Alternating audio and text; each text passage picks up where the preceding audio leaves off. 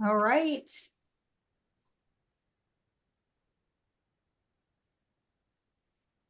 I think Are we that's, up? we're ready. We up and Yes, running? sir. We are. Yes, sir. All right. So this is the planning board meeting for March 26th. Primarily a pre-application conference, but we will begin with any public comment on non-agenda items. Does anybody have anything? No. Don't see any, no waving hand icons. We have no minutes to approve. Nope. So we move on to item 3, pre-application conference for installation of floats requiring site plan review. Presentation by applicants for Camden Properties LLC and CL Camden One Wayfair Drive, Camden, Maine. I will hand this to you, Shenley, and I guess maybe Josh Right. is going to present, or will. I think Will is here. He's the agent that representing the applicant for tonight's for your proposal. And Okay, great. this is before you all tonight because it triggers a site plan review requirement in the town's code.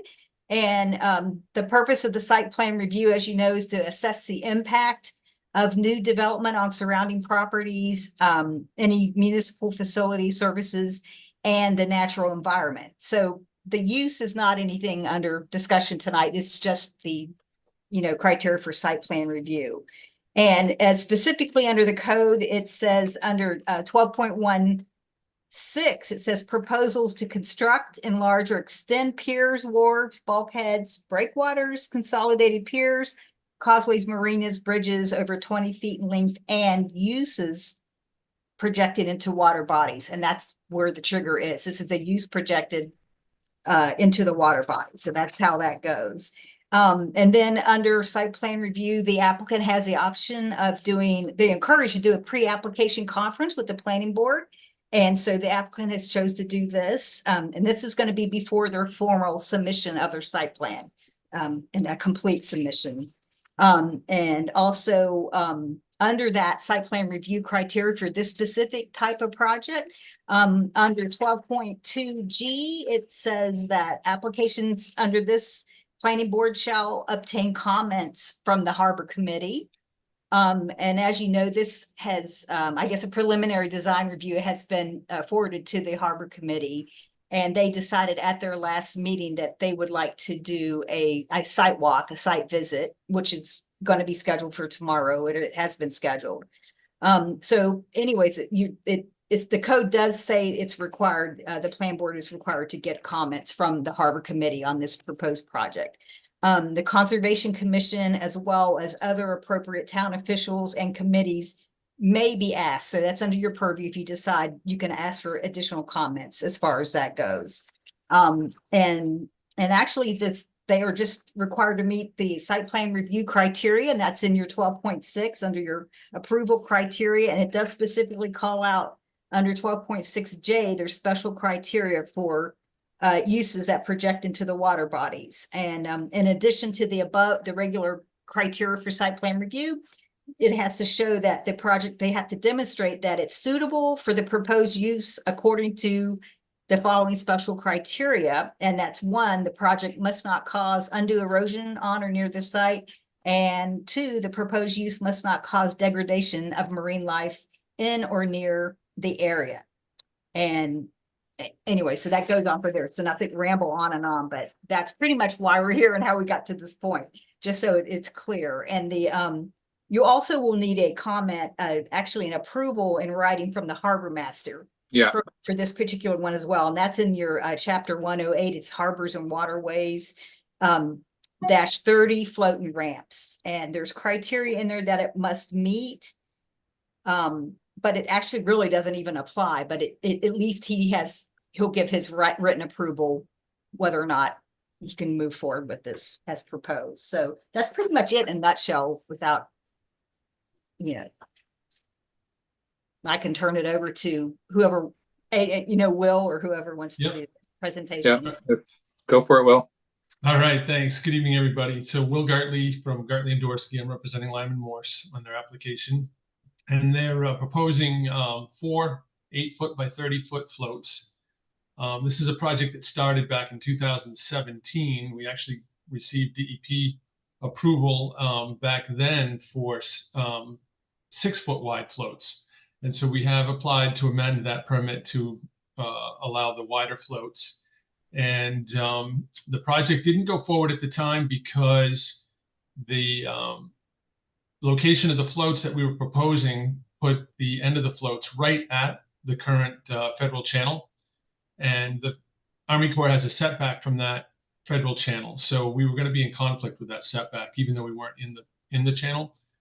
But we had already started talks about making changes to that federal channel. And since then, that has happened. So now the floats that we're proposing aren't in conflict anymore. The floats are going to be attached to an existing floating dock system that comes off the travel lift pier to the east side of the existing travel lift pier. There's an existing dock there. Sorry, I should have silenced that phone. And so that existing floating dock system is used for dinghies. And the proposed floats will probably also have some dinghies on them. But the proximity to the travel lift is going to be really beneficial to Lyman Morse for boats that are being serviced, hauled, or launched. And they may also have transient boats there at times. The easterly side, it gets shallow really quick. So the side that's closest to the Harbor House condominiums, it gets shallow in there. At low water, there's 5 feet, but within 20 feet, you drop to like 2 feet of water. So it's not a lot of room for larger boats there, but to the outside, which is right at the mouth of the entrance to the travel lift pier, you've got 7 feet at low water, and it goes quickly to 10 feet. So that side of the pier is much more valuable, and I mean, of the floats is much more valuable and usable. We also have reissued the application to the Army Corps. We put that on pause last time because of the channel, and over a month or so ago now, we resent everything in with the updated plans. So that should be coming soon. So I don't know if you've got any other questions, or I know we've got the site walk scheduled for tomorrow morning. It seems like a relatively simple, straightforward project. And again, it's right there at the entrance to the travel lift pier. So it's not an area that there's ever been any moorings or a lot of other boat traffic other than Lyman Morse because of the travel lift pier. Great.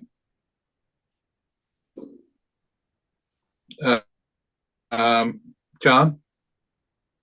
Thanks, Will. Could you talk a little bit more about the process of moving the federal channel? I believe on the site plans that you've submitted, I saw the 2 lines, which I interpreted as being existing and proposed, but from what you say tonight, that it was the old and the new line, is that correct?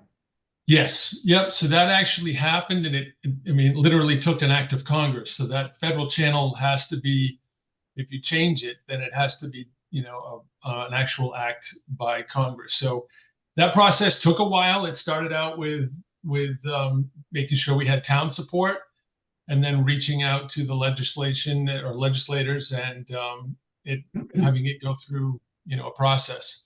And then it was part of a bill that was approved and now recorded as the new channel location. What form did the town approval take? Was there a process here, or how did you get that? Yep, there was multiple meetings with town staff, and then the select board actually took a vote to agree that they were willing to have the channel changed. Thank you. Josh, if I'm forgetting anything, let me know, but that's pretty much the way the discussion went. Yep. No, that's exactly right.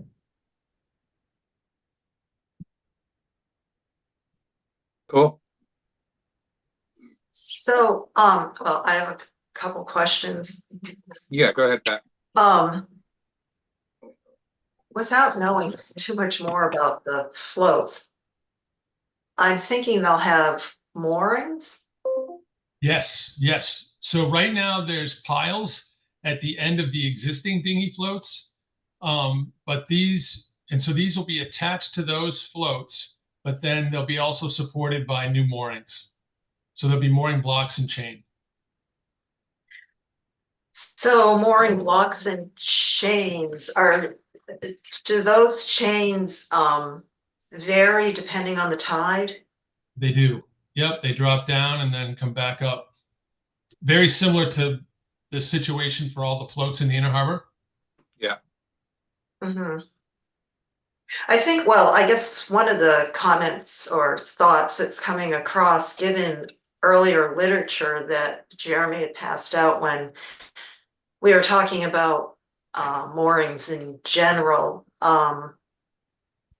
they warned against things that could drag on the surface of the ocean, of the ocean. As far as I'm not remembering what the I think option. they were probably referring to eelgrass beds. Yeah, that was definitely one of the pieces. Yeah, is because eelgrass. that's something that if there has to be a structure in an eelgrass bed, there are other alternatives to anchoring moorings. There's helical anchors that have more like a big rubber band that can sometimes be used, and those don't drop on the bottom like chains do. So Right. in eelgrass beds, that it's definitely something that's usually considered. But here And, we don't eelgrass at this location, so it's mostly actually ledge and rock. Oh, there's no eelgrass in this location. Is that what she said? That's what I said. Yeah. Okay. And mooring chains, when they're working on floats, operate in a different structure than on a boat because they don't swing and drag the way that they do on a mooring on a boat. They really just go up and down. Straight up and low down. Low tide, they just kind of clump in a pile underneath the float, and all the weight of the chain just keeps the float located in where it is. So it's kind of a different thing than the mooring chains. All right. Okay. And Because the mooring chains are kind of dragged in a circle with the boat, depending on the wind, right. a single block, whereas the floats will have multiple moorings and chains coming up underneath. And from what you have observed, I guess you were saying that this is all ledge in this area. It's rocky and ledge, and there's already a lot of boat traffic there coming in and out of that travel lift pier. So there's no eelgrass there. Eelgrass is typically on a more muddy bottom that gets a fair amount of sunlight during low tide. Yeah. Right. It's not real deep water. Okay. Like I would expect we'd find eelgrass beds in Sherman Cove in places, but likely not. Plus the Inner Harbor gets a lot of silting and changing of in the boat traffic. It's a tough spot for eelgrass to survive. Thanks for asking that question though, Pat. I had two concerns that I'm hoping to get resolved in this review, and one was the federal channel that my concerns that seem to be addressed, but eelgrass was the second because we've just gone through that whole pier permitting review, and it was my understanding that we were up in the environmental component of those reviews and had actually seen some maps of where the eelgrass is. So maybe to you, Shenley, as part of our review as this goes forward, we could get a look at the keep in mind none of that's really valid yet. So I mean, Army, it's good background information, but these are floats, they're not piers. It's different. Yeah, don't get me wrong, Crystal. I'm a supporter of the proposal. I'm a supporter of the working waterfront, but I'd feel more comfortable if I, had some confirmation that this wasn't going to be a problem for eelgrass, and it sounds like it's not. Mhm. I mean, the other thing that we don't have are updated maps of where the eelgrass actually is.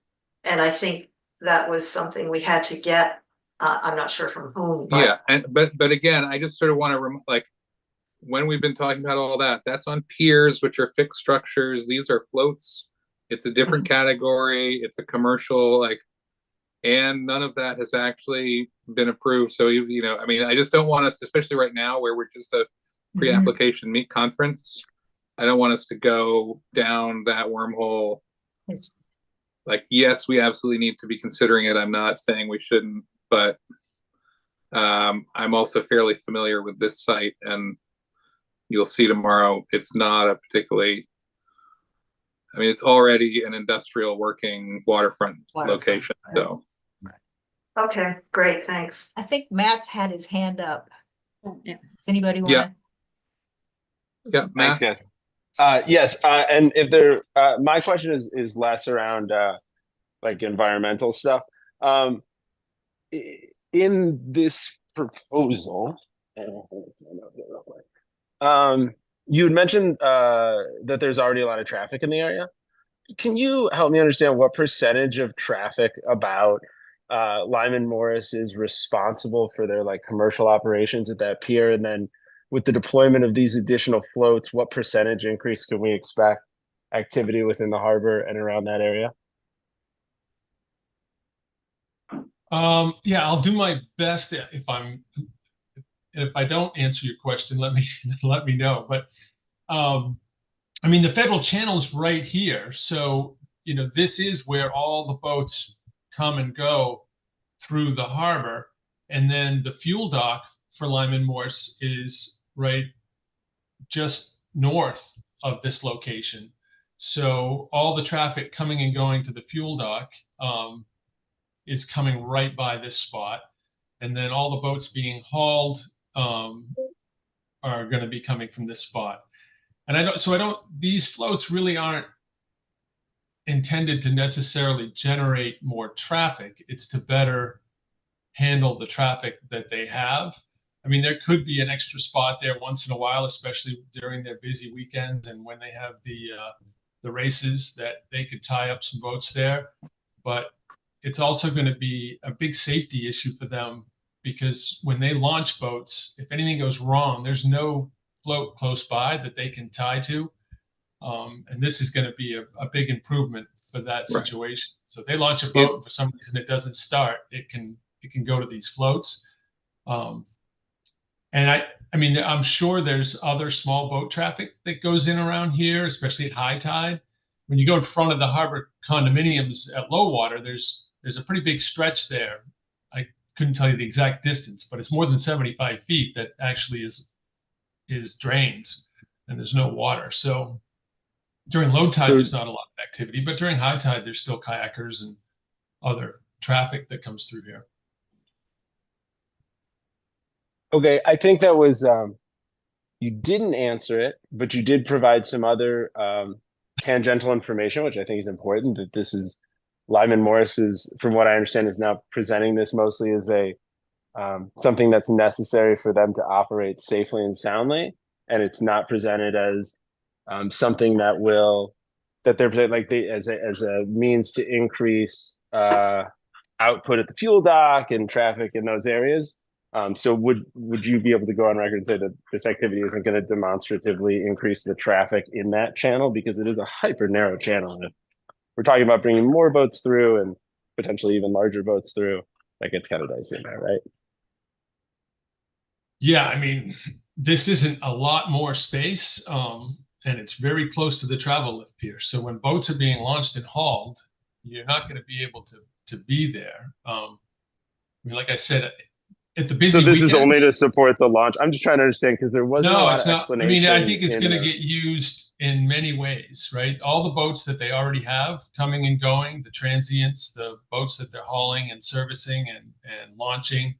On the busy race weekends, they've got boats everywhere. They're doubled up at the docks. This will add a little more space to handle some of those. But again, it's so I think it's a little of all of that. I think that's what I was looking for in the application or in some of the initial materials that I was deeply lacking was kind of the rationale is why, I mean, why you want to do this, and then what would the effects be on the traffic in the marina, positively, negatively, otherwise. Yeah, and I did send an additional memo to Shenley, and it may not have gone out to the board yet, that basically said what I just said as far as what the uses would be. Um, But again, I'm looking for more of a statement on how this affects traffic in the area where you're extending the operations. It's not a loaded question. I'm totally in support of what Lyman Morris Yep. is doing and what they've built out there. I just feel like it's a little light on answering that question or that information. on how it affects the boat traffic? Yeah, like the traffic density. Like I'm trying. I just do not. I understand it's to support the launching and retrieving of boats, but you're saying it also will do a bunch of other stuff too. And so that's a really tight area over there. Like I have a boat and I'm always cruising around there. And will it make it busier over there at that corner where you're proposing those floats? Will it put activity at a greater density? Yeah, I would say there's definitely times right now where there's nothing there. If they're not launching a boat and they're not hauling a boat, then there's nothing where we're proposing those floats. Now, on a weekend, when they're not launching and hauling, there could be a couple boats tied there. So that would be an increase. Yeah, it'd be okay. But I mean, Cool. Thank you. Yeah.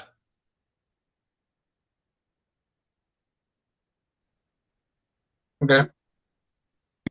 Other questions? I'll stick with Stephen, I see you waving your hand. I'll stick with the board just for now before we go to any. And again, this is just sort of a informal question. Secondly, we'll have more public comment input moments later on in the process. Anything else, Lucia? Yeah, Crystal, thank you. I do have a follow-up. I mean, I was going to ask a similar question that was just asked by Matt, but just a follow-up on that. Are any of these floats going to be available for either public use or town use as needed?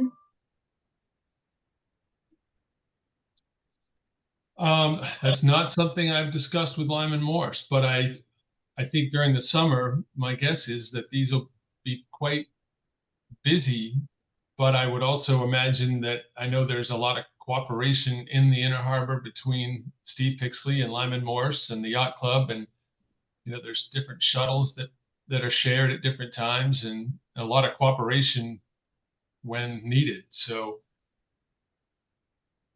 Yeah, I only ask because I know it is a busy area, and it is, there's never enough space down there. And so just wondered if there was any sort of benefit that would also,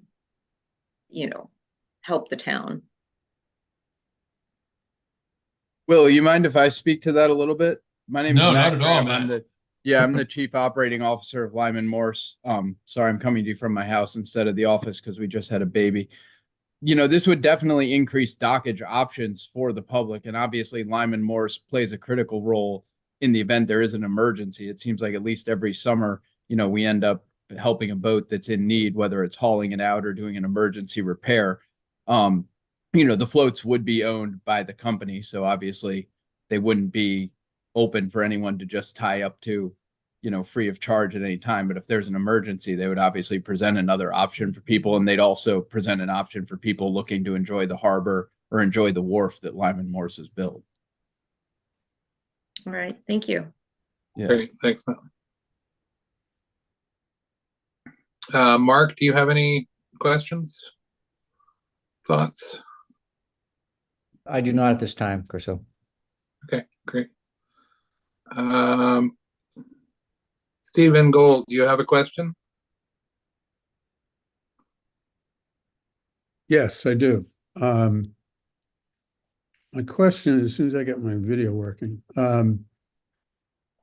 assuming that these floats are parallel to, excuse me, to the haul out slip, how further beyond the haul out slip do they go? About 100 to 105 feet Beyond the haul out slip? beyond the haul out.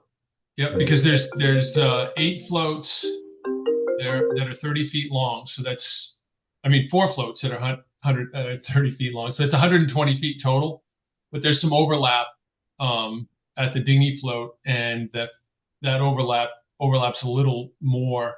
So about half of the first float.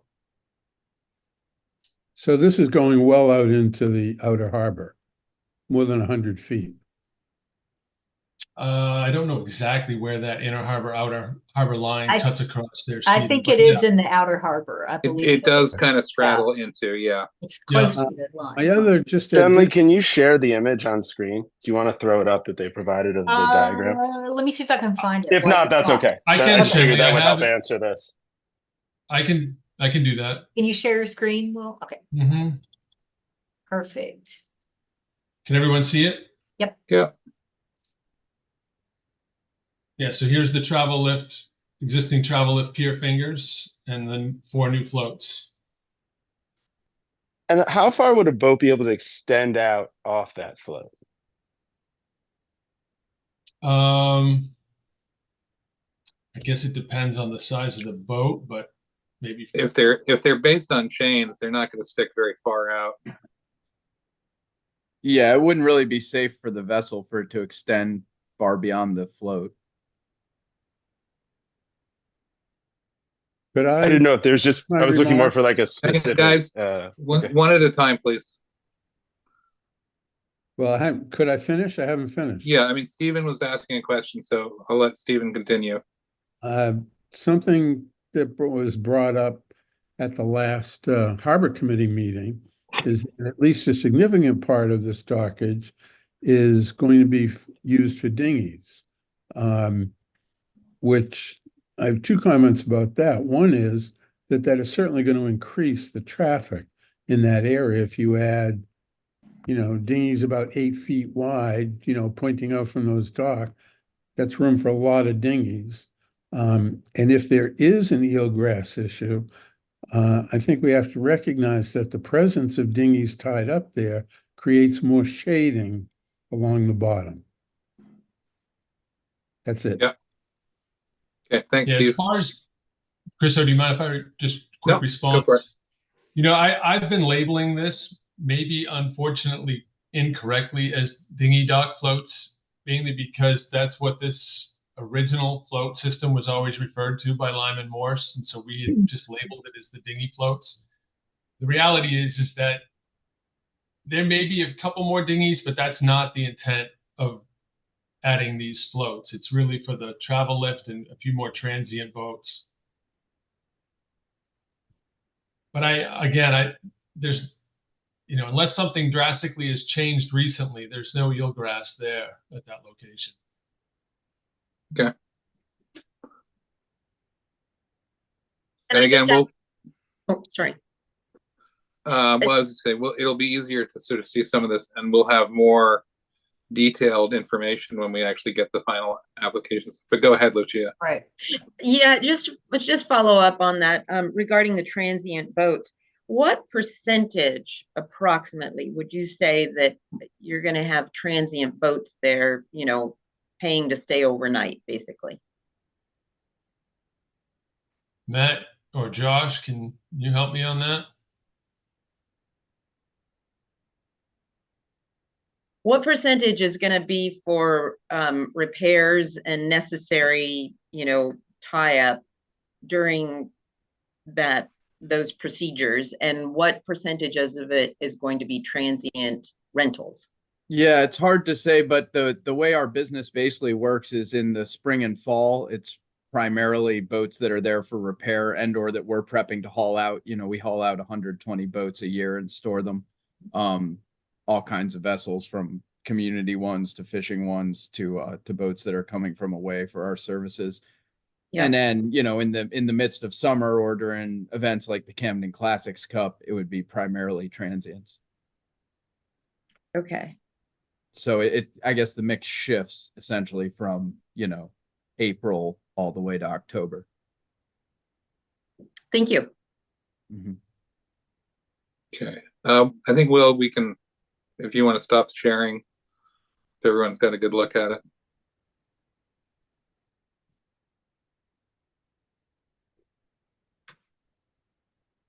Does anyone else have any?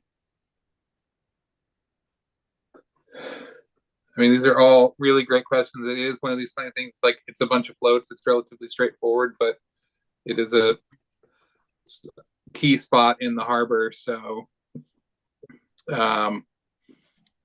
know, obviously we'll get Pixley to chime in and everybody else, but I think it's a good start. And we have see. reviewed it with, whoops, sorry, Crystal. We have reviewed it with Steve Pixley and actually Yeah. have something in writing from him. I'm sure. Yeah. So I don't think there's anything else we need to do now on this. But we are going to join the Harbor Committee for site walk. And I think we need a vote on that. Yeah, motion and a vote. March 27th at 8 a.m. is, I think the Harbor Committee had already set that date. Yeah. I sent you all a little guideline on sidewalks, just in On case. our P's and Q's for what we can and Yes. can't do on site walks. Absolutely.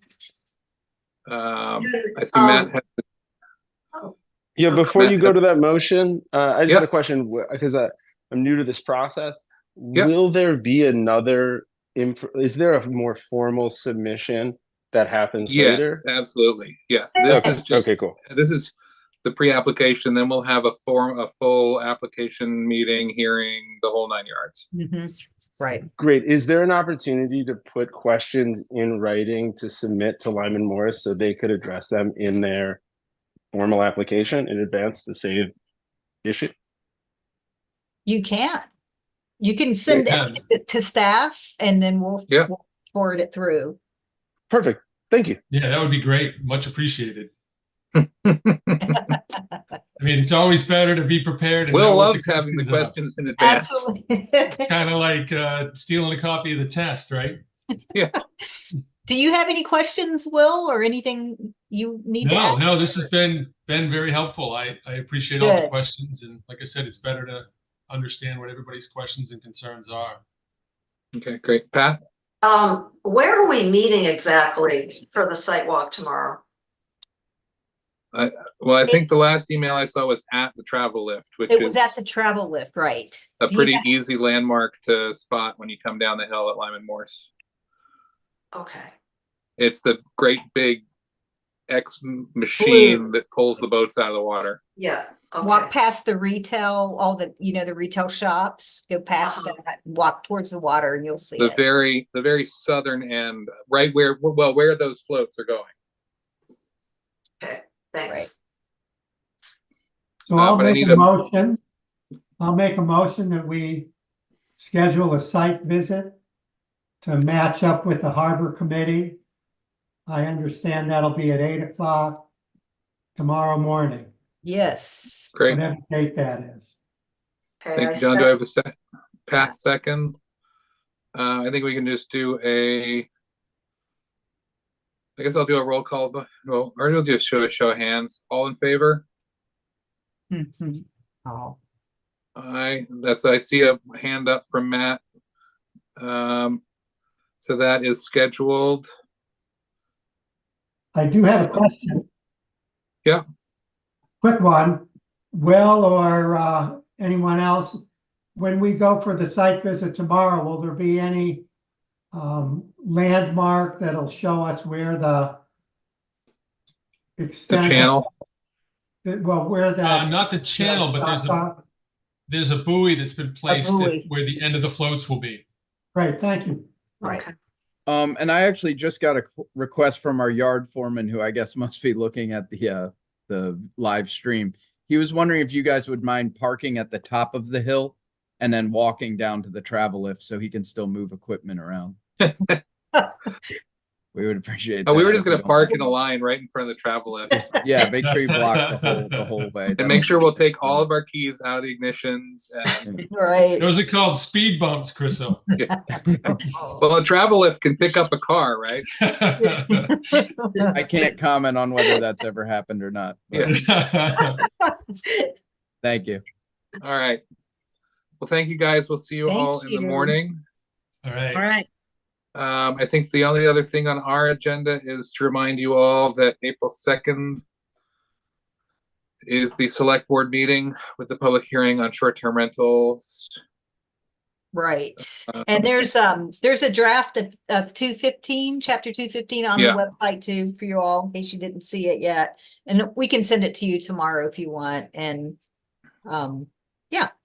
So, Generally, I Is would that a like meeting that. or a workshop? Is No, that no, an that's the public, that's the public hearing. Hearing. that is So the that's your date, right, Carissa? That's. Yeah. And we don't have anything scheduled yet, but we will, I'm sure, be hearing. Right. Yeah. Anything So else? just everyone make sure to take a glance at the site visit hints that Shenley sent out. There are rules about how we talk to each other and what we say and when we say things that we just have to Right. remember. It's a public meeting, and sometimes it seems a little silly, but we just have to keep that in mind. Right. And we'll see you Um, there, so. We'll see you all in the morning. All right. Okay, see you guys Thanks, All later. all. right, guys, thank you. Bye-bye. Thanks, Will. Bye. Let's see. Okay.